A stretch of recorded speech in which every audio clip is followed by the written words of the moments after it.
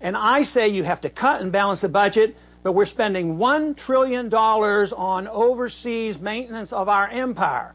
I say bring all our troops home, quit spending this money, save hundreds of billions of dollars. Yeah, I agree with cut that. the deficit, spend that money, some of that money at home, but you can't keep printing money. Right. If we want to get serious, we have to really get serious, which would be, I agree, ending things like our overseas empire. Right. What about, you know, when FDR came into office in '33, one of the first things he did was repeal prohibition. He said, we can't afford this anymore. Well, we have prohibition in this country. Depression. What's that?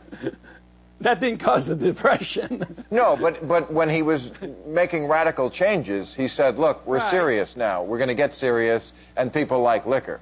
Well, in this country, people like pot. And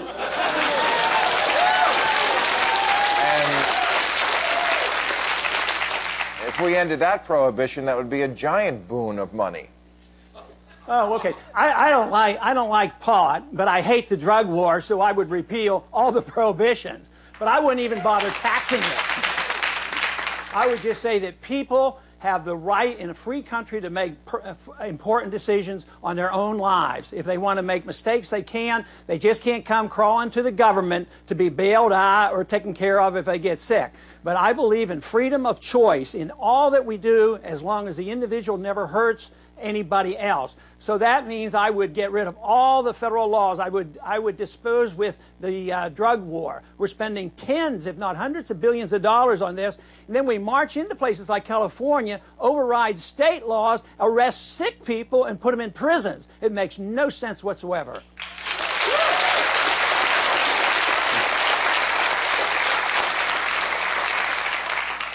Amen, Stoner.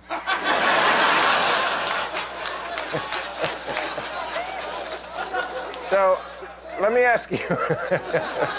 You say you don't like pot, but, you know, it kind of ended up where you look like you did. But, okay. So, so the Republican Party is about as popular as peanut butter right now.